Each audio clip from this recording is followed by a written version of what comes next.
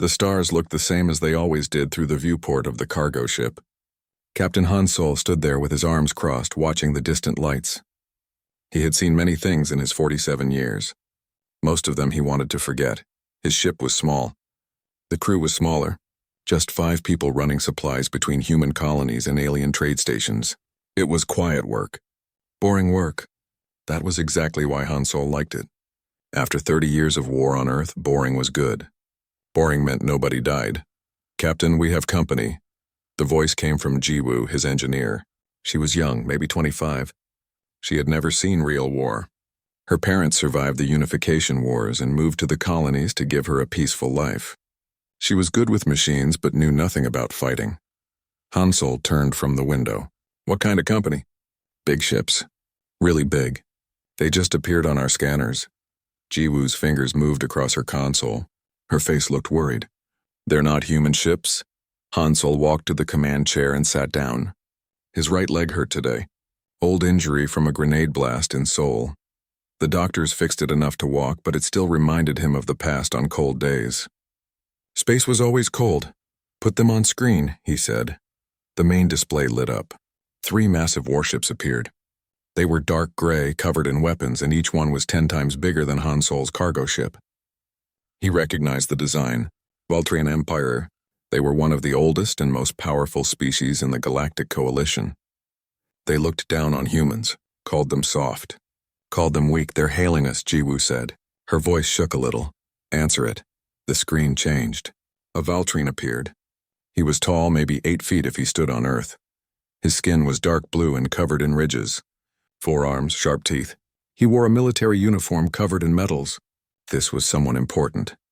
"Human vessel, you will stop your engines and prepare for boarding." The Valtrine's voice was deep and harsh. "I am General Thravik of the Valtrine Imperial Fleet. Your ship and cargo are now property of the Empire." Han Sol kept his face calm. Inside, his old instincts woke up. He knew what this was. He had seen it before. This was how invasion started. Test the enemy. See if they fight back. See if they're weak. "General Thravik, we are in neutral space. Our cargo is paid for and legal.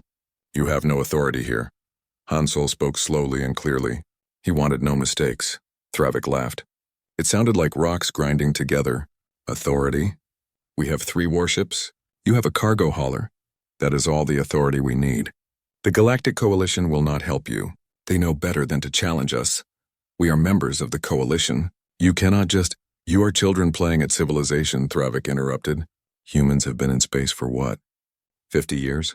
We have been crossing stars for 10,000 years. You are nothing. You will learn your place." Han Sol felt something old and dark rise in his chest.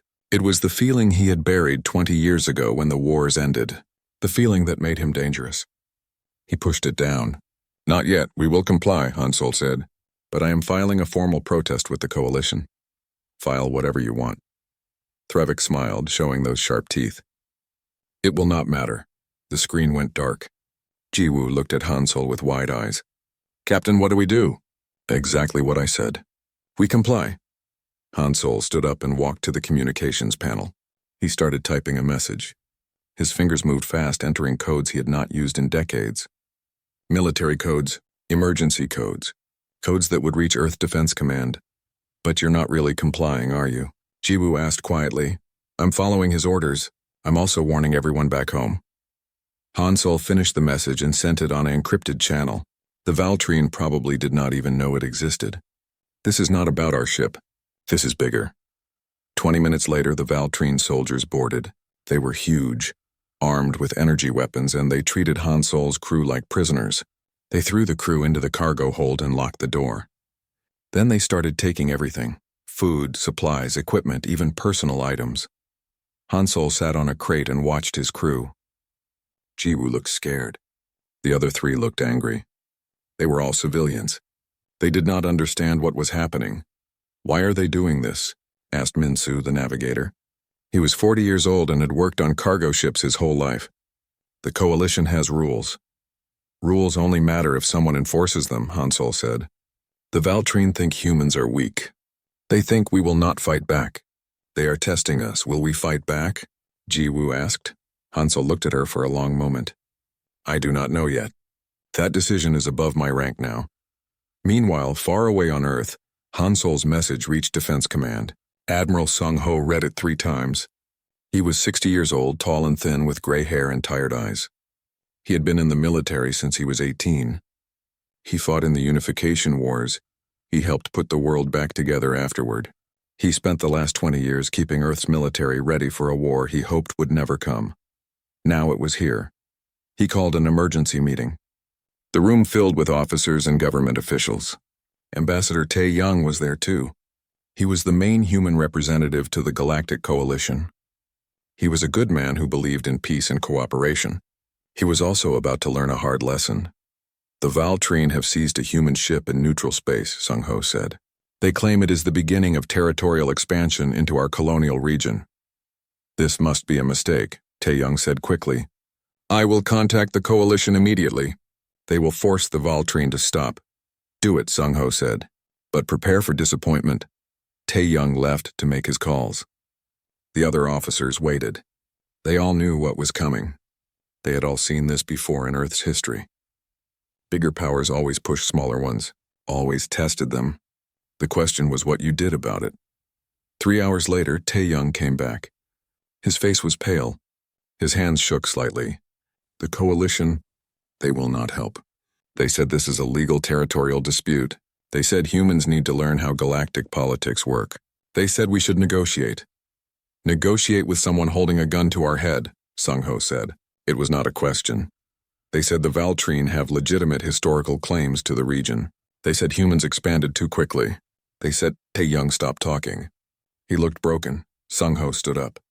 He walked to the window and looked out at Earth. It was night over the Pacific Ocean.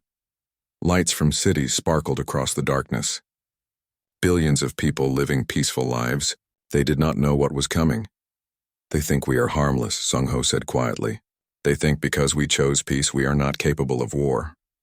They forgot something important. What? Asked one of the younger officers. Sung Ho turned around. His face was hard.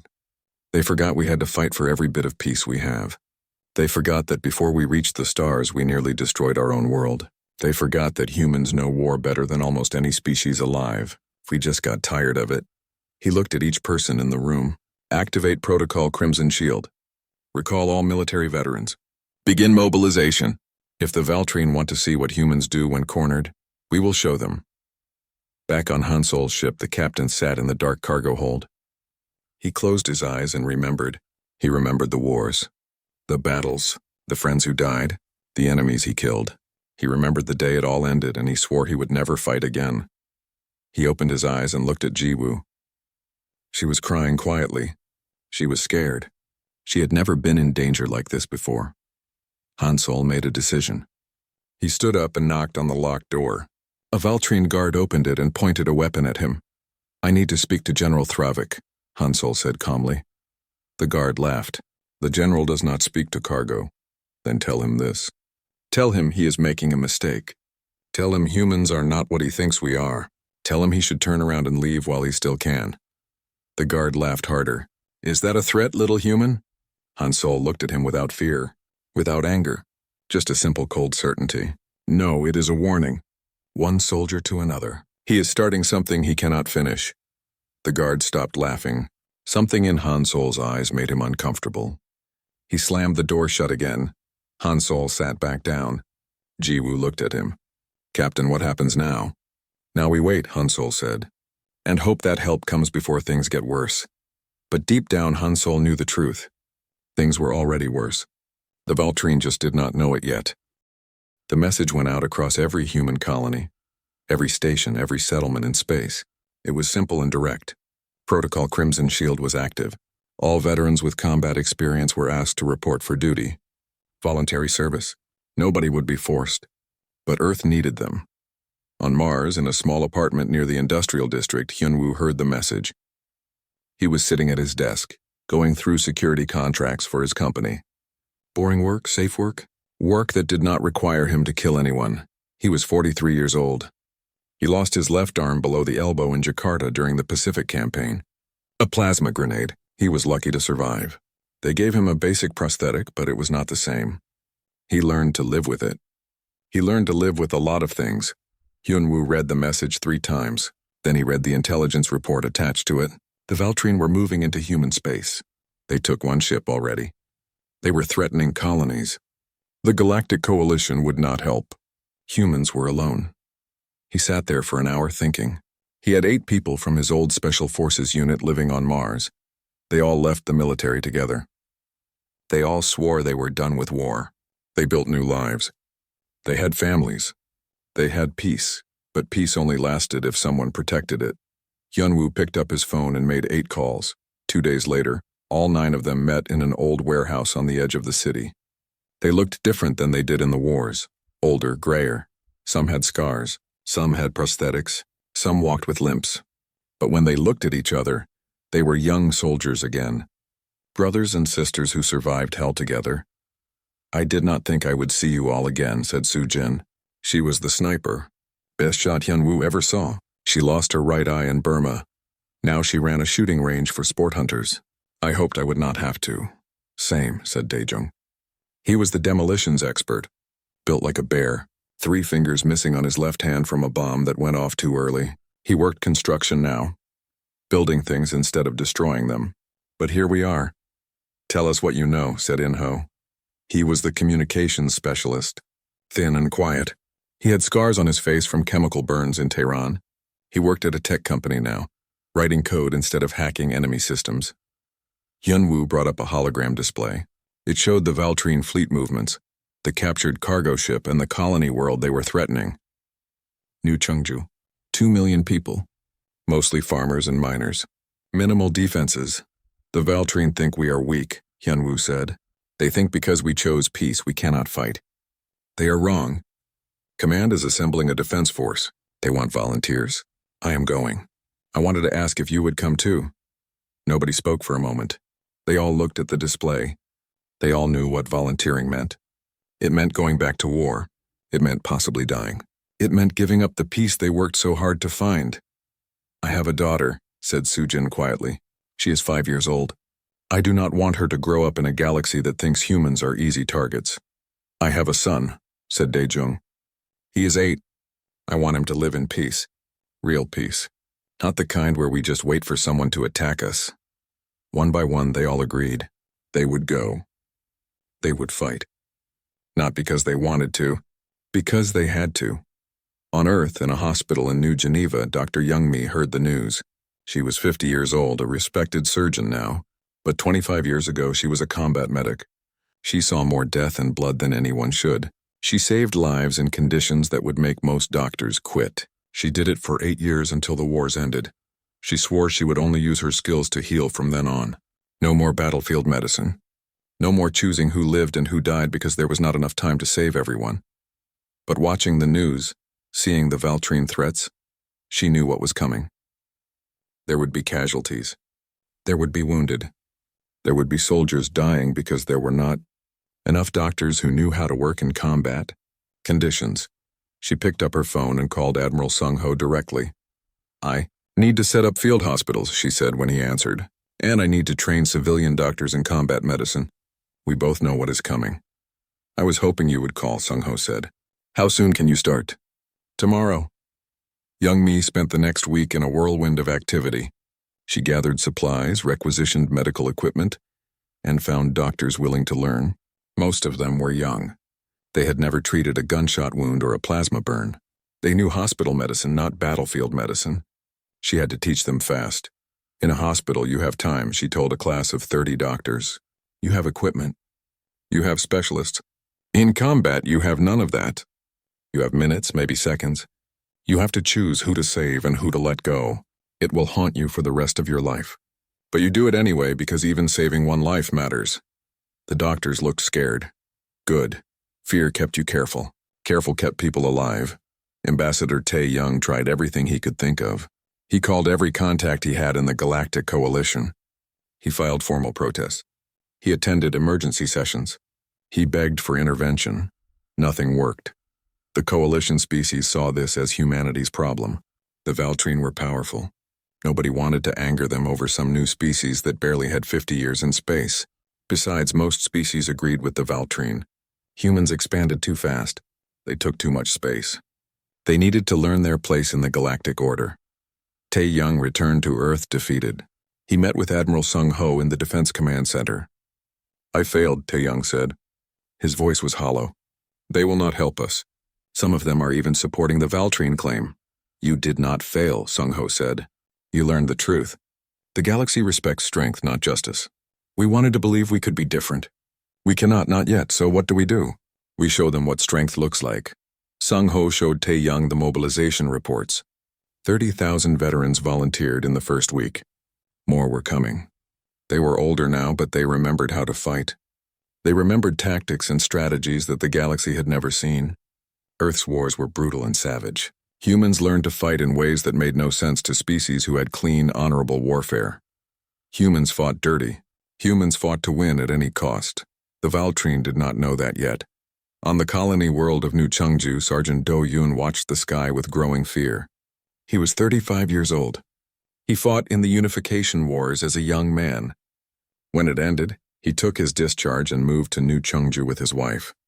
They had 2 children now, a farm. A good life. He thought he left war behind. He was wrong. The colonial government activated the militia. Do Yoon was the highest-ranking veteran on the planet, so they made him sergeant again. He had 300 people under his command. Most were farmers and miners. Some were teenagers. None of them were real soldiers. He had to turn them into soldiers in 3 weeks. "Why are we doing this?" asked a young man named Kyung-soo. He was 19, worked at the spaceport. "The Valtrine are huge. They have warships. We have farming equipment. What chance do we have?" Do-Yoon looked at the kid. He saw himself 20 years ago, scared, untrained, asking the same questions. "You are right," Do-Yoon said. "They are bigger, stronger, better equipped. But they have one weakness." "What?" "They think we will give up. They think we will see their ships and surrender. They do not understand that we already survived the worst wars our species ever fought. We know what we are capable of. They do not." Do-Yoon started training them. He taught them how to shoot, how to move under fire, how to use cover, how to fight when everything seemed hopeless. He taught them the most important lesson from his own war experience. "You do not fight because you think you will win," he told them. "You fight because giving up is worse. You fight for the person next to you, for your families, for your home. That is what makes you dangerous." That is what they do not understand. In orbit above New Chungju, the Valtrine fleet assembled. General Thravik commanded 300 warships. He had 50,000 soldiers.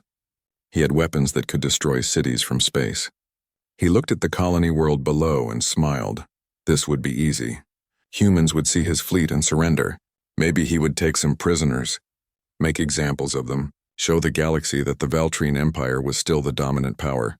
He sent the ultimatum: surrender in 24 hours or face total pacification. He expected the humans to beg for mercy. Instead, he received a simple message back from the colonial governor. 4 words: "Come and take it." Thravik was confused, then angry. How dare these primitive creatures defy him? Fine. If they wanted war, he would give them war. He would crush this colony so thoroughly that every human in the galaxy would learn to fear the Valtrine Empire. He did not know that Admiral Sung Ho's fleet was already underway. 65 warships carrying the veterans. They would arrive in 72 hours. The colony just had to hold until then.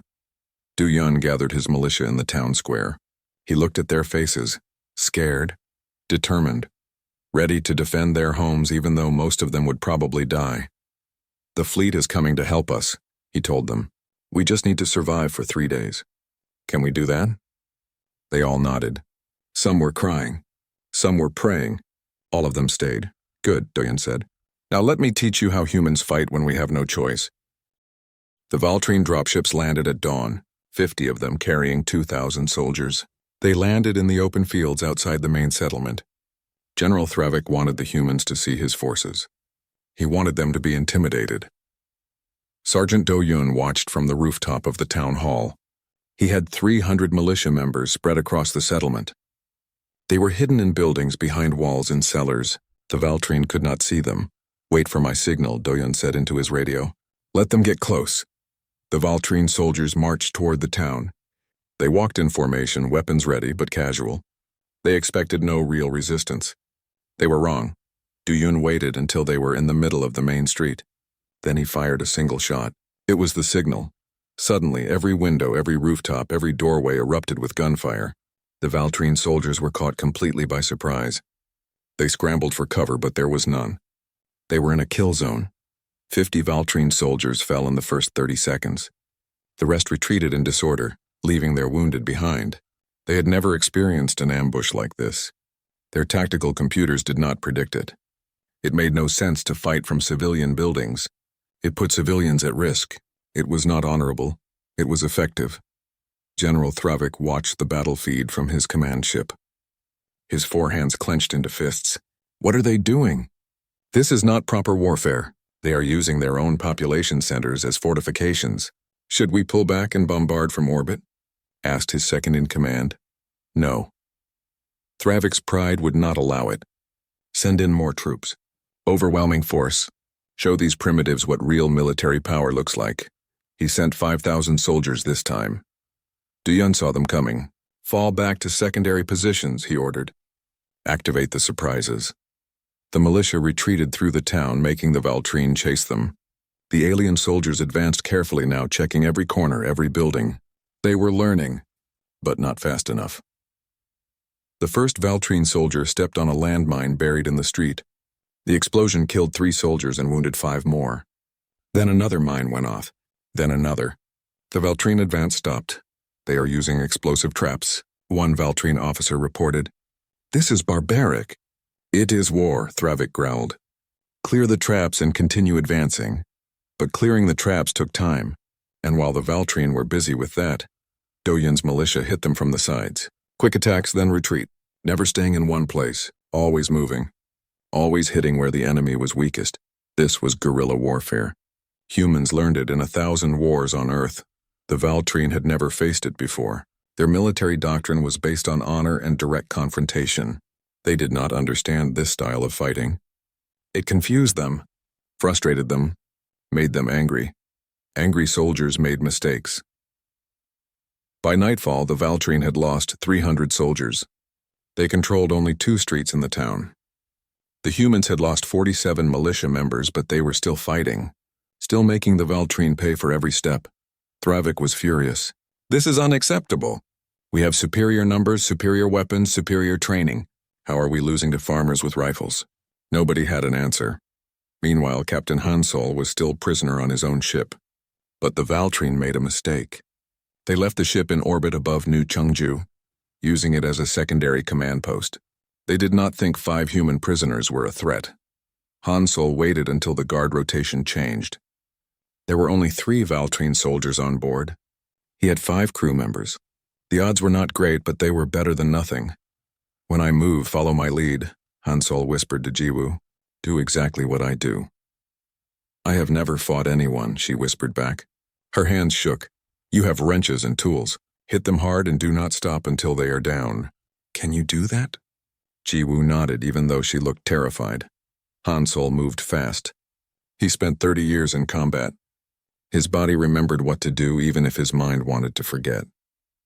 He grabbed a loose pipe from the deck and slammed it into the nearest Valtrine's head. The soldier went down. Hansol took his weapon and shot the second guard before he could react. The third guard raised his rifle, but Jiwoo surprised him.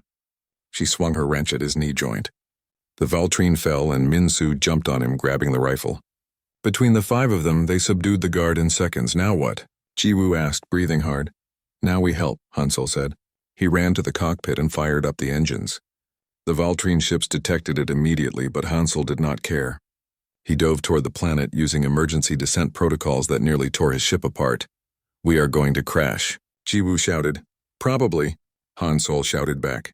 Hold on! He brought the ship down in a field outside the town. The landing was rough. Very rough. But they survived. Hansol grabbed weapons from the dead guards and distributed them to his crew. We are not soldiers, Minsu said. Neither are the farmers down there, Hansol replied. But they are fighting anyway. We do what we can. They ran toward the sound of gunfire. On the other side of the planet, Hyunwoo's Special Forces unit made planetfall.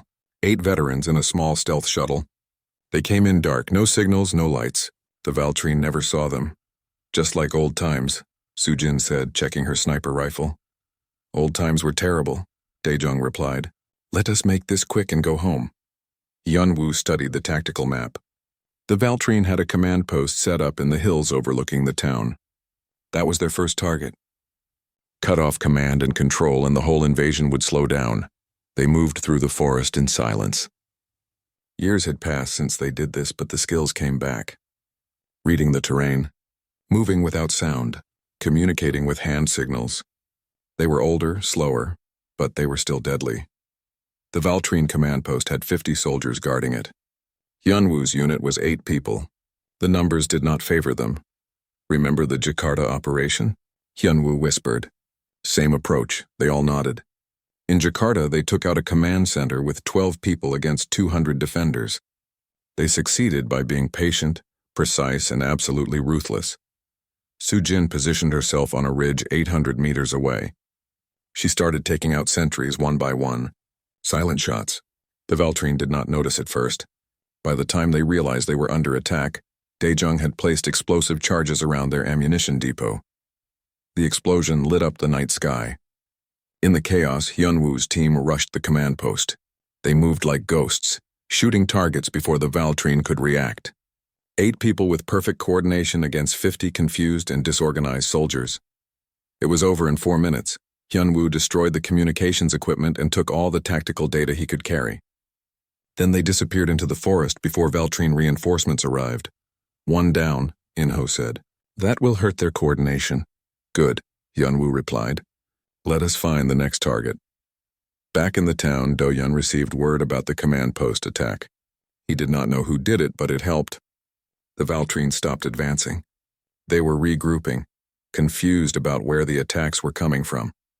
Do-Yun used the time to move his militia to new positions. He also met the new arrivals. Captain Hansol and his crew, they were ragged and exhausted, but they brought weapons and information about Valtrine ship positions. You are the cargo captain, Do-Yun said. I heard about you. You sent the warning. I did what I could, Hansol replied. Now I am here to do more. Twang, can you fight? Hansol looked at him with tired eyes that had seen too much death. I fought in Seoul, Jakarta, and Tehran. I can fight. Good. We need everyone. That night, a young civilian named Jaehwa volunteered to run supplies through the combat zones. Jaehwa was only 17, too young for the militia, but someone had to bring ammunition, food, and water to the fighters. It was dangerous work. The Valtrine shot at anything that moved. You do not have to do this, Do-Yun told them. Yes, I do, Jaehwa replied. This is my home. Everyone is fighting for it. I can do this much. For 2 more days, the battle continued. The Valtrine kept sending soldiers. The humans kept finding ways to stop them. Hyunwoo's Special Forces unit hit supply lines, communication hubs, and observation posts. Do-Yun's militia defended the town street by street. Hansol and his crew organized civilian evacuations and supply runs. The Valtrine lost 900 soldiers. They controlled less than a quarter of the town. General Thravik was losing his mind with rage and confusion. How are they doing this? He screamed at his officers. They are inferior. They should have collapsed by now. They fight with no honor, one officer said. They use ambushes, traps, and guerrilla tactics. Our tactical computers cannot predict their movements because they do not follow logical military doctrine. Then we will destroy the entire town from orbit. Thravik roared. Sir, that violates coalition law. If we use weapons of mass destruction against civilians, I do not care about coalition law. I care about winning. But before Thravik could give the order, Admiral Sung Ho's fleet arrived. 65 human warships dropped out of faster-than-light travel at the edge of the system. They were smaller than the Valtrine ships. Weaker. Fewer in number. 300 Valtrine warships against 65 human ships.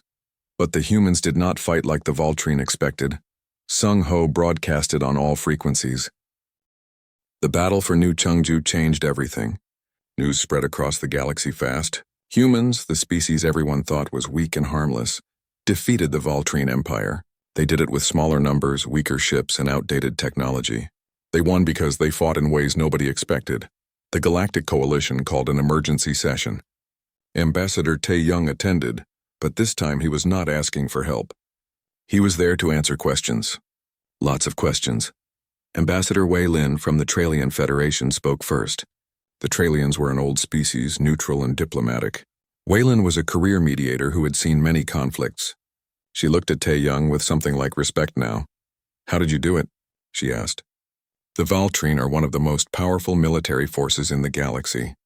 You should have been destroyed. We learned to fight the hard way, Tae-young said. On our own world, we fought wars for thousands of years. We know every dirty trick, every desperate tactic, every sacrifice play. We hoped we would never need that knowledge again. We were wrong. Your tactics were— Wayland paused, searching for the right word. Disturbing. Ramming attacks, suicide runs, using your own population centers as fortifications. Effective, Tae-young corrected. We did what we had to do to survive. Is that not what any species would do? The room was silent. The truth was uncomfortable. Most coalition species fought clean wars with rules and honor. Humans fought wars to win at any cost. That made them dangerous, but the battle was not over. General Thravik was humiliated. He retreated to Valtrine space and regrouped. His superiors demanded answers. How did he lose 90 warships to a species that barely had spaceflight for 50 years? Thravik could not admit the truth. Could not admit that humans were more dangerous than he thought. Could not admit that his pride and underestimation cost the Empire dearly. So he lied. He told his superiors that humans used forbidden weapons. He told them that the coalition secretly supported humanity. He told them that this was a conspiracy to weaken the Valtrine Empire. And he asked for permission to use extreme measures to finish the job. His superiors, also proud and angry, gave him permission. Hyun-woo discovered Thravik's plan 3 days later. His Special Forces unit was running reconnaissance on Valtrine positions when In-ho intercepted a coded transmission. It took him 6 hours to decrypt it. When he did, his hands went cold. Colonel, you need to see this, In-ho said. He never called Hyun-woo by rank unless it was serious. Hyun-woo read the transmission twice. He is planning to use planetary destruction weapons. He is going to destroy New Chungju from orbit.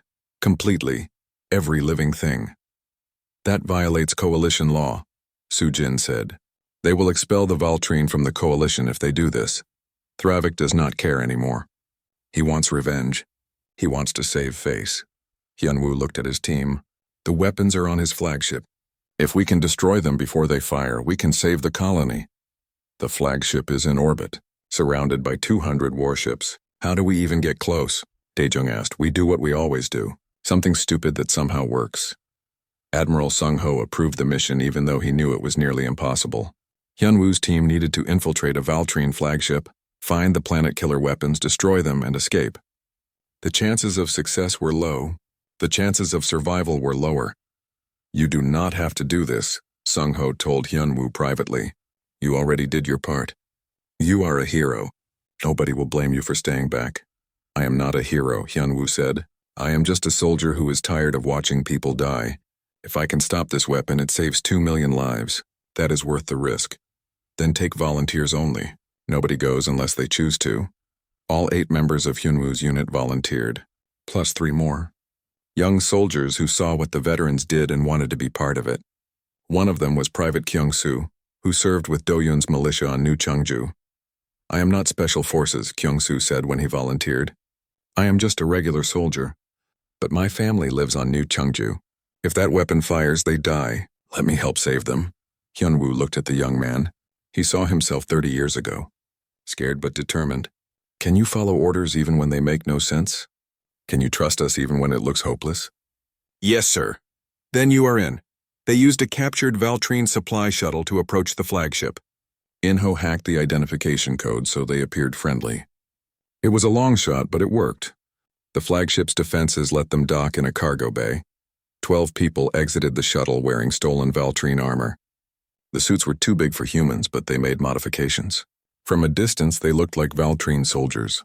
Up close, the disguise would not work. They had to move fast. In-ho had the ship's layout from intercepted data.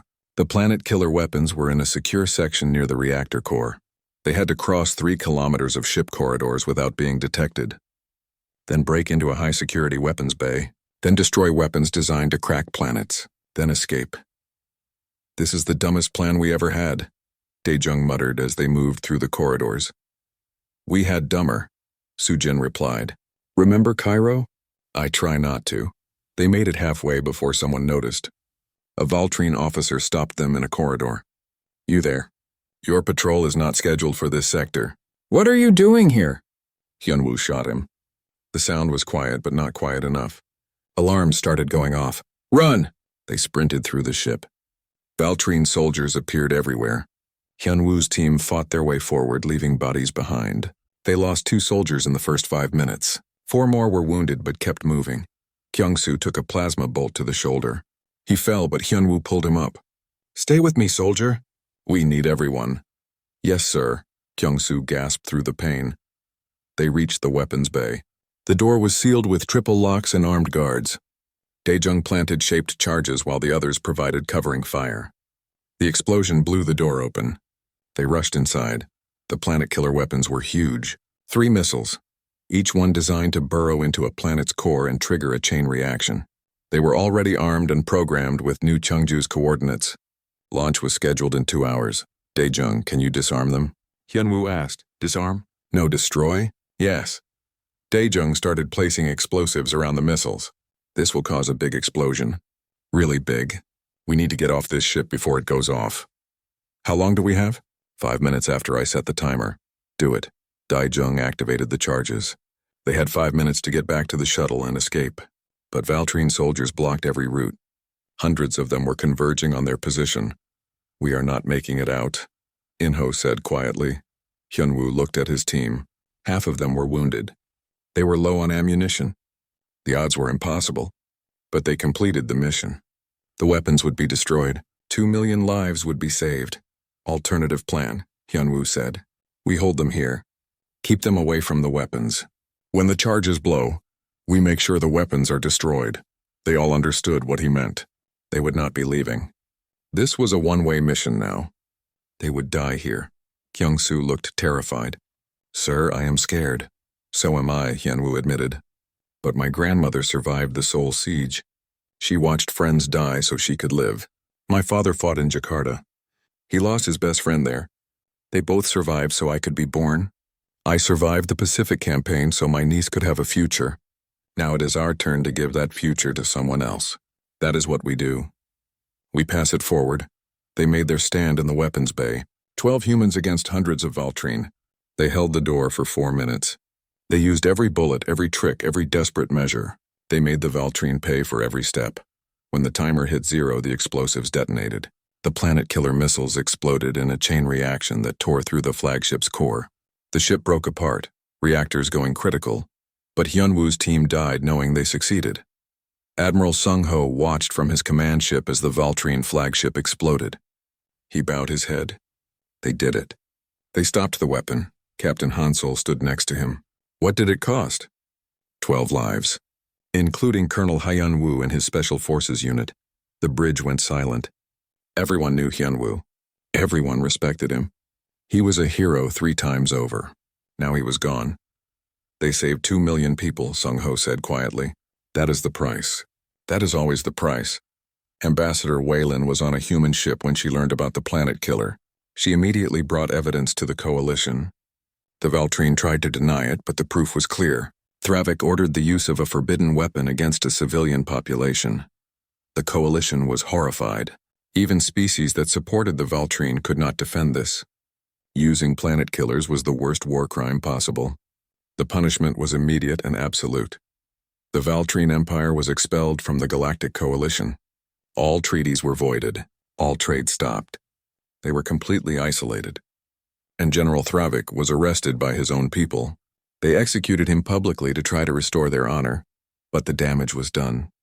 The Valtrine Empire, once the most powerful force in the galaxy, was broken, and humans, the species everyone thought was harmless, proved they could stand against anyone. On New Chungju, Do-Yun gathered the militia and the civilians in the rebuilt town square. 6 months passed since the Battle of New Chungju. The galaxy was different now. Humanity was different. The peace they worked so hard to build was still there, but it stood on different foundations. Stronger foundations. Foundations built by people who understood that peace required strength to protect it. Captain Hansol stood on the bridge of his new ship. Not a cargo hauler this time, a frigate. They promoted him to Commodore and gave him command of the 3rd Defense Fleet. 20 ships under his authority, all crewed by veterans who knew what they were fighting for. His old cargo ship was in a museum now. They preserved it exactly as it was after the Valtrine seized it. A reminder of where everything started. Sometimes Hansol visited it, stood in the cargo hold where he was imprisoned, remembered the feeling of helplessness that motivated him to act. Jiwoo was still his engineer. She refused to leave when they gave her other opportunities. "You taught me how to survive," she told him. "I am staying." She was different now. Still young, still skilled with machines. But she carried herself like someone who survived combat. Because she did. She saw friends die. She killed enemy soldiers. She learned that peace was a choice, and sometimes you had to fight to keep choosing it. On Mars, the Hyunwoo Military Academy opened. They built it where his old warehouse used to be. The place where he gathered his team one last time. Now it trained the next generation of soldiers. Not because humans wanted more warriors. Because they needed people who could defend their world if necessary. The academy taught tactics, strategy, survival. But more importantly, it taught restraint. It taught that violence was a last resort. It taught that strength meant protecting others, not dominating them. Colonel Hyunwoo would have approved. They put a statue of him in the academy courtyard. Him and his 11 team members. The inscription read, "They fought not because they loved war, but because they loved peace enough to defend it." Admiral Sung Ho became humanity's first representative on the Galactic Coalition Security Council. The position was created specifically for humans. The other species decided that anyone who could fight like humans should have a voice in galactic security decisions. It was a strange position to be in. 6 months ago, the Coalition ignored human requests for help. Now they wanted human input on military matters. Some species were nervous about it. They worried that humans were too aggressive, too unpredictable. Sung Ho understood their concern. He addressed it in his first council speech. "Many of you fear humanity because you saw what we can do in war. That is reasonable. We fear ourselves sometimes. Our species has a long history of violence. We almost destroyed our own world multiple times. But we learned. We grew. We chose peace not because we were weak, but because we were strong enough to choose it." He paused, looking at each council member. "You wonder if humans will become conquerors. If we will use our military strength to dominate others. The answer is no. We have seen where that path leads. We will defend ourselves. We will defend our allies. But we will not attack first. That is our promise. Judge us by our actions, not your fears." It was a good speech. Some believed it. Some did not. Time would prove it true. Dr. Young-mi was appointed head of the Coalition Medical Ethics Committee. Her job was to establish humanitarian rules for warfare across the galaxy, standards for treating wounded, rules against targeting civilians, protections for medical personnel. It was hard work. Many species had different ideas about what was acceptable in war. Some thought humans were too soft. Others thought humans were too harsh. Young-mi navigated between all of them, finding common ground. "Pain is universal," she told the committee. "Suffering is universal. Every species understands what it means to lose someone. That is where we start. We create rules that reduce suffering, not because it makes us weak, but because it makes us civilized." The committee agreed. The new protocols were named the New Cheongju Conventions, after the battle that proved why such rules were necessary. On New Cheongju itself, life returned to normal. Slowly. The town was rebuilt. The farms were replanted. Children played in streets where soldiers fought 6 months ago, but the scars remained, physical and mental. Sergeant Do-yeon returned to his farm. He planted crops again, raised his children, tried to live a peaceful life. But he kept his rifle in the closet, cleaned and ready, just in case. He hoped he would never need it again. He had hoped that before too. Now he knew better. His son was 10 years old now, old enough to ask questions. "Father, why did the aliens attack us? What did we do wrong?" "We did nothing wrong," Do-yeon said. "They attacked because they thought we were weak. They learned we were not. Will they attack again? Maybe, maybe not. But we will be ready if they do." Do-yeon took his son to the memorial in the town square. 157 names carved in stone. People who died defending their home. "Remember these people," Do-yeon told his son. "They were farmers, miners, regular people like us. They became soldiers because they had to. They fought not because they hated the enemy, but because they loved their families. That is what makes a defender different from a conqueror." Jae-hwa enrolled in the military academy. At 18 years old, after seeing what war really looked like, they chose to serve, not for glory, not for adventure, because someone needed to stand between civilians and threats. The academy was hard, physically and mentally, but HFY survived harder things. Running supplies through combat zones at 17 prepared them for anything the academy could throw at them. One day, a famous officer visited the academy to give a speech. Commodore Hansol. HFY listened carefully as he talked about leadership and responsibility.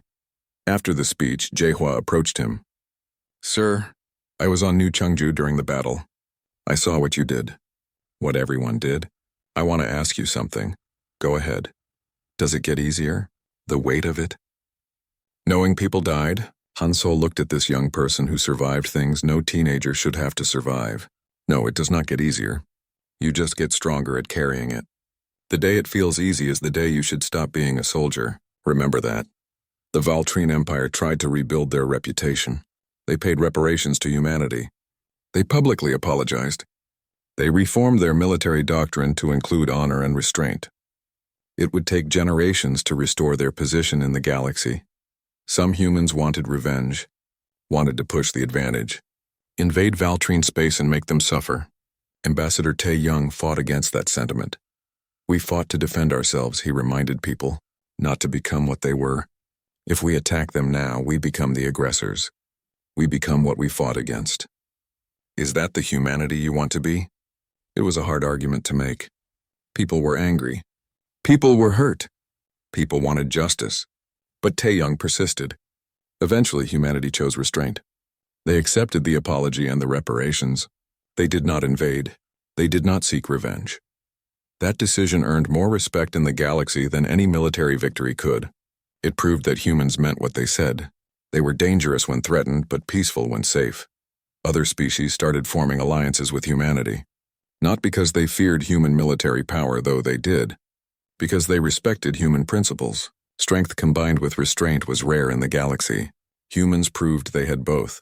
The Tralian Federation was the first to sign a mutual defense treaty with Earth. Ambassador Wei Lin negotiated it personally. She saw something in humans during the war. Something she admired. You could have destroyed the Valtrine, she told Tae Young. After the battle, your fleet was in position to attack their homeworld. They were weakened, disgraced, vulnerable. But you did not. Why? Because that is not who we are, Tae Young replied. We fought to protect our people, not to conquer others. The moment we cross that line, we lose what makes us human. Wei Lin smiled. That is why my people want to be your allies. Power without wisdom is dangerous. You have both. More treaties followed. More alliances. Humanity became a respected member of galactic society, not because they were the strongest, because they proved they could be trusted with strength. 1 year after the Battle of New Chengju, Earth held a memorial ceremony. They invited representatives from every human colony and every allied species. Thousands attended. They honored all who died in the war. Human and Valtrine alike. Admiral Sung Ho gave the main speech. He stood at a podium overlooking the crowd.